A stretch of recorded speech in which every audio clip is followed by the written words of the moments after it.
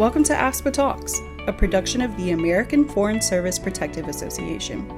Each month, we deliver informative health and wellness topics you want to know about, so make sure to subscribe to us on your preferred podcast platform. And if you have any questions about content discussed in this episode, ask them at AFSPA Live, our live Q&A session streaming every last Thursday of the month at 11 a.m. Eastern Time on youtube.com/AFSPA Cares. Now here's your host, Chief Executive Officer Kyle Longton.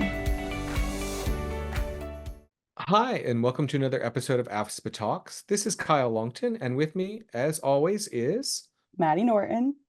Maddie. Do you feel it in the air? I do. I feel the great weather change that we've had, Oh yeah, the feeling of fall, and I think it's a certain awareness month this month. Sure, fall's coming and all Right, that, who but cares? what the real news is that September is Life Insurance Awareness Month. Um, Yay, life yes, insurance. yes, and we've got a ton of information coming out about that, and a ton of events, and starting off with this podcast, but we've got a lot coming, not just this month, but also through the rest of the fall. And I'm wondering if you can walk us through at least some of the events for this month. Yeah, and September is a really packed month. We have a great webinar coming out the 17th, so the day after this podcast, and it's called What You Should Know About Life Insurance. And it is available only live, so you can't watch this after the fact. And that is why it's offered at 8 a.m. Eastern, 1 p.m. Eastern, and 6 p.m. Eastern. So you have 3 different time slots. It'll be about an hour long. So see if you can squeeze that in to learn just the basics of life insurance and kind of get your grips on it so you kind of know what plan to search for. Coming up a week later, we have the Senior Living Foundation Planning for Change event on September 24th at 1 p.m. It'll be at AFSPA headquarters. We'll have the link in the show notes so you can learn a little bit more about that, but we'd love if you could come out and learn about the Senior Living Foundation and all the programs we offer to support those in our community. After that, on the 24th and the 25th, we have financial wellness checkup webinars that you can go to. And on the 26th, we have AFSPA Live, as usual, on 11 a.m. Eastern. And we will be talking about life insurance and how you can get it through AFSPA. So please be on the lookout for that. And then finally, on November 11th, we have open season starting. It feels crazy that we're already back there, but get ready for open season, and we are so excited for it. Yeah, and we're already putting together a lot of content for open season to let members know, or potential members Right. know about what we offer, what changes we're making for next year, what they may want to consider. So look for that coming out. We'll have episodes throughout October and November. But I also want to say, before we even get to that, we are anticipating one other September episode that we hope to publish on September 30th. That will be a look at the open enrollment period we have coming up for our life insurance plans, our group enhanced life products, and our for people at State Department, our immediate benefit plan. That open enrollment period opens on October 1st and runs through the end of the year. That is the time to enroll with minimal or no underwriting in many cases. And we'll talk more about that in that episode on the 30th. We'll also talk about it, I think, at AFSPA Live on the Yes, of course. 26th. And you'll see a lot more information coming out about that in the weeks and months ahead. Since it is Life Insurance Awareness Month, I'm going to ask a personal question. Maddie, All right. do you have life insurance? I have life insurance through my employer. That's fair. I think I, that's where a lot of us are. right. Mm-hmm. And whether we work for the federal government or elsewhere, a lot of us have that. I have additional coverage. I used some of the early months of the pandemic to sign up for additional Oh, life insurance good. coverage. Not because I had COVID or anything, just I had a little bit of free time, not going Right. out and doing anything else. And decided to sign up for that. So, but I also at that point had 3 kids and a mortgage. Right. So I had specific reasons for doing that. And I signed up for actually AFSPA's Group Enhanced Life Insurance Plan, or GEL plan, which is a term life. And I'll just, term is there, I think, our guest today will discuss this, but term is for specific period of your life, a term of your life to provide coverage for some things like that. Now, Maddie, you said this is coming out on the 16th. I will note Yes. that um, after this is coming out, I will just have had a birthday. Oh, happy So early birthday. thank you. So our generational changes, aging, Hmm. new necessities that come with aging, that's a lot on my mind. And the younger generations, or I guess there's actually a third younger generation, but I know. millennials and Gen Z. I'm just going to focus on those and not the alphas. Right. But millennials and Gen Zs, we're in the news a lot. We are. And so I today I'm glad that we're taking a focused look at millennials and life insurance. And today AFSPA talks life insurance for millennials, particularly. Gen Z gets a mention. We do. We do. That's our plan. So, but I wonder if you could introduce our guest for today. Yeah, we have a great guest with us today. Her name is Nicole Devlin, and she's an account executive with Prudential in the association space. Nicole has over 20 years of experience in the insurance and financial services industry. She has a background in sales, client management, administration, operations, and underwriting. That's a lot. She's located in the Iowa area and reports to the Newark, New Jersey office of Prudential. And she manages about 10 clients that vary in size. And over the years, she has managed a variety of association, union, and affinity groups ranging from startups to large established clients with up to 90 million in annualized premiums. Nicole is responsible for building and maintaining strong client relationships, along with managing the strategic growth and success of the plans. And I can't wait to hear from her. Me either. Let's do it. Nicole, welcome to AFSPA Talks. Yes, thank you, Kyle. Thanks so much for having me today. Yeah, we're glad to have you with us. We're also glad that this podcast is kicking off some of our efforts with Life Insurance Awareness Month. And so we've actually this is your first of several events with us this month, and we've got today's podcast. This will be coming out, reaching people September 16th. And if you're hearing this on the 16th, there's some webinars tomorrow, and you can find links to the registration for those in the show notes. But I think the two will go together for a prime audience for life insurance these days, which is millennials. So Maddie, Nicole, I have a confession to make. I'm a millennial. Oh my gosh. Um, Thank you for sharing that with us. thank you. I know it was hard, but I also have to say that for all the talk of my generation being young and so forth, some of us, not me, Right. but some of us are now over 40. I can So relate. so I'll say, like for decades though, we've heard a lot about how millennials are behind in achieving milestones when we look at their parents or even other generations, like they're still living with their parents or they're living in rentals rather than buying their house. They're not getting married as early, or they're not having kids in the same time schedule. Like, so does that do we see that extending into life insurance and as a key piece of someone's financial portfolio? Are we also seeing delays in this area? Yeah, so Prudential has done quite a bit of research into this area, specific to life insurance and also just specific to financial wellness overall. And we have found that millennials are waiting longer than prior generations, well into their 30s and 40s to purchase insurance. And it makes sense, obviously if you're waiting to purchase your home or, have children, those are the main drivers of why people feel that they have a need for life insurance. But we are also seeing that now millennials are the largest segment of insurance purchasers, and they're buying insurance at higher rates now than Gen X or the boomers. And then some research we found was that in 2021, millennials overtook Gen X and boomers as the dominant buyers. And then they'll be joined soon by members of the Gen Z generation starting next year. So we are seeing a shift.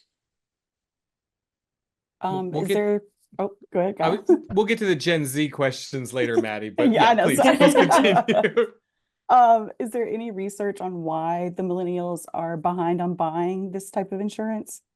Yeah, so from research that we've conducted, we're finding that millennials are one of the largest parts of the sandwich generation, and that's kind of your Gen Gen Xers and millennials, where more than half of millennials, 54%, are they have a living parent that's 65 or older, and they're either raising a child younger than 18 or have an adult child that they're also helping financially. And that's, within the past year, they've been helping financially.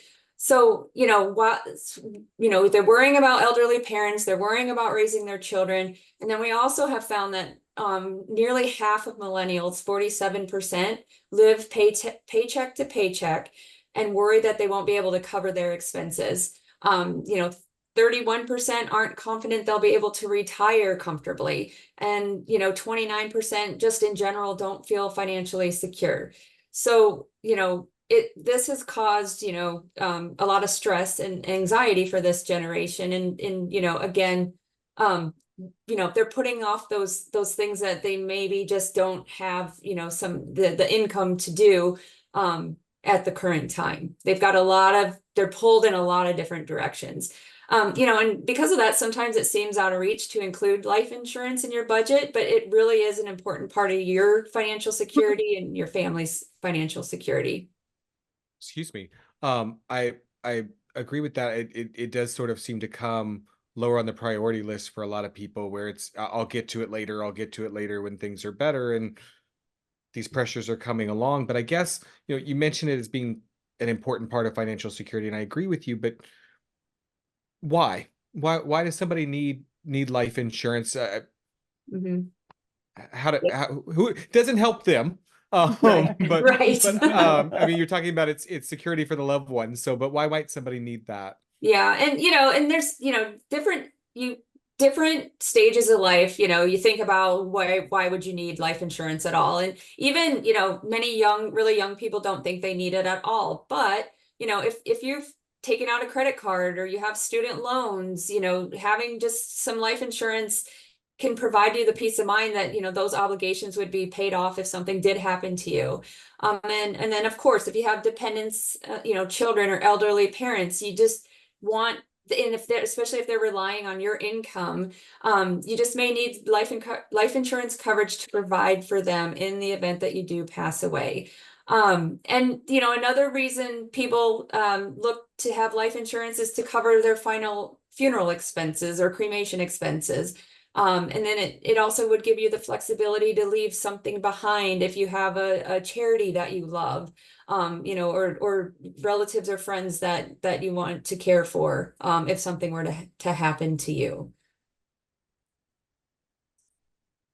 And, I think that's something that's really important because people don't talk about how expensive funerals are, or how like even just doing the most simple, funeral can be something that is $10,000 or more. Mhm. And that's a lot of money to cough up, especially when you're going through a hard time. So I definitely, especially since working at AFSPA, have heard about how important life insurance is. Since some of us are approaching our 40s, not me, is Not me this the either. right, Oh. right. When's the right time to consider getting coverage? Yeah, so the younger and healthier you are, the easier and less expensive life insurance will be to obtain. So term insurance is the more affordable option out of a variety of different life insurance options. Sometimes you hear about whole life, which is designed to last through age 100 and builds value over time, but it's very expensive. Term life insurance is designed to be there for a set period of time. It can be 5 years up to even 40 years. So think about those times when you're young, you're married, you're just starting out, you just bought your first home, you have a lot of debt there. Your children are young, they've got 18, 20 years until they're going to be self-sufficient. That's really when you want to start thinking about what your needs are and purchasing the life insurance. And again, the younger you are, the less chance of any kind of health conditions, which makes it much easier. Sometimes for life insurance, there are medical questions that are asked, or you may have to do a medical exam, or what we call a paramed exam, where they just check your blood pressure and glucose levels, things like that. So again, the right time, it will vary depending on your individual situation, but you do want to think about it when you're young and healthy. And I know I've, tend to put on a few pounds over the years and things like that. So the sooner the better, especially if there's financial obligations that you have. And I also a lot of times people ask, what, how often, if I do have life insurance, when should do I ever need to think about it again? Is it, I set it and forget it and I don't have to think about it. We like to encourage people to review your insurance needs on an annual basis. But also if you have a major life event, such as, what we've talked about, marriage, buying a house. But what if you get a divorce, or you're having, you've had one child, now you're having more children, your needs are going to change. Also, if you change jobs, those are also good times to review your coverage. So, again, young and healthy is always a great time. And then just anytime you're running into those life events. And I think, your suggestion to review annually, that's what Life Insurance Awareness Month is all about. It's also, even if you find that you don't need to make any changes to your coverage, it's a great time to make sure that, as you alluded to, that your beneficiary forms are up to date. Yes. Especially if you've gotten married or had a kid or anything like that. Make sure that everything is correct. Or if you've divorced or remarried or something like that, make sure those forms, we so often run into in some of our other plans where things may not have been updated to reflect a new marriage or a different spouse or children or something like that. So great time of year to do that. Yeah. I'll also say that a lot of our members and a lot of our listeners are of course federal employees, or in some cases spouses, but a lot of them have life insurance through the Federal Employee Group Life Insurance Program, FEGLI. And you're probably one of the 4 people on earth who could understand and explain that program. I'm not going to ask you to do that today. Thank you. But I guess they got that coverage. They may have signed up on their very first day of federal employment and not have thought about it since then. So why would somebody want additional insurance beyond that basic plan offered by their employer, whether it's the federal government or another employer? Yeah, that's an excellent question. And it's a great benefit to have as a federal employee.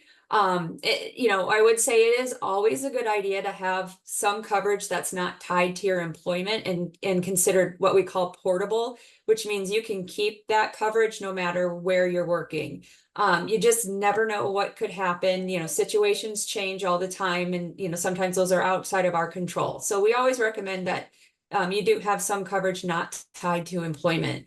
And then another thing is there's often limits on the amount of coverage offered through your employment. So you just might need more depending on your situation and what your needs are. So those are a couple good reasons to maybe look outside of just what your employer offers. And then there's also alternatives to life insurance that kind of complement or supplement life insurance. One of those programs that AFSPA provides is accidental death and dismemberment. And this coverage pays out in the event of an accident. And it is actually more affordable than life insurance as well. So if you think about things that happen, car accidents, if someone were to become paralyzed, an accidental death and dismemberment policy would pay a benefit in those instances. And then if someone were to pass away from an accident, it could then layer on to a life insurance benefit. So just another plan that AFSPA offers that is something for members to think about and consider. Absolutely. All right. And we've talked a lot about millennials, but I know that you've mentioned, it's better to get life insurance when you're young and healthy. Not that millennials aren't, but should the Gen Zers out there, should we start considering getting life insurance at our age now? Yes. So, everything we talked about as reasons to have life insurance apply to Gen Z as well. Your generation is now entering the workforce. You're starting to have your own children, buying homes and doing all the adulting. which I know is a millennial term, but I think I'm dating myself a little bit with that. But yeah, I mean, those are all excellent reasons that Gen Z should also be thinking about this coverage. And again, as I mentioned earlier, they actually are now joining the millennials as the segment of our population that is purchasing the most insurance. So definitely a time to be thinking about and considering that for yourselves. I think this is great, and I think probably for the audience we have for the podcast, adulting is going to fit right Right. into our It understanding. will. I don't know what a Gen Z term would be, No, so I I think feel we're like we good. use that. You take it, Oh, okay. good. Okay. Well, I'll just say, for those who are listening on, as soon as this comes out on the 16th, tomorrow's webinars will provide a great overview of life insurance generally. And Nicole started to touch on some of that today. So it pairs well with this podcast for those who are listening as soon as the episode comes out. But if you're hearing it later or just generally, Nicole, is there anything that you would like to add to our discussion today for our listeners?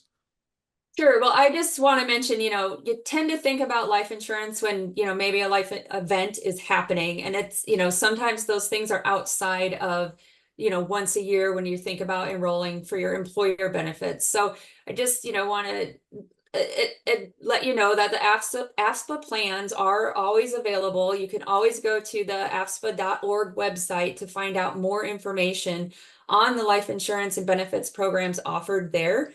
And always, it's not necessarily something that you always think about during open enrollment time. There could be times throughout the year where other things are happening in your life, and you can always go there as a resource to learn more about these plans and programs. That's great. And we actually plan to have a overview of our specific plans a little bit later this month. So make sure you're following and subscribing here to catch that episode when we have it. But for now, Nicole, thank you so much for joining us today, for sharing some insights about millennials and life insurance. And we'll look forward to seeing you tomorrow on the webinars. Yes, thank you so much for having me. And I really look forward to talking with more members tomorrow on the podcast. Thanks again to Nicole Devlin for joining us today for this episode of AFSPA Talks. Visit afspa.org/life for more information on all of our life insurance programs, including the Group Enhanced Life or GEL program, our accidental death and dismemberment coverage, and the immediate benefit program. This has been AFSPA Talks, a production of the American Foreign Service Protective Association. All information offered in this podcast is meant to be educational. The views expressed by the hosts and guests are their own and do not necessarily represent AFSPA. Should there be any discrepancy between information offered in this podcast and official plan documents for the Foreign Service Benefit Plan or the other products offered by AFSPA, the policy provisions will prevail. Thanks for listening, and be sure to follow us or subscribe to AFSPA Talks to catch our next episode. Please rate and review us on your favorite podcast app and share feedback with us on Facebook, Instagram, or LinkedIn. We'll talk again soon. Thanks for listening to this episode of AFSPA Talks. Be sure to subscribe to our channel so you'll never miss an episode. If you have any follow-up questions about the topics in this episode, join our AFSPA Live Q&A session on the last Thursday of every month. We will be streaming live at 11 a.m. Eastern Time on our YouTube channel at youtube.com/AFSPA Cares. Thanks for listening.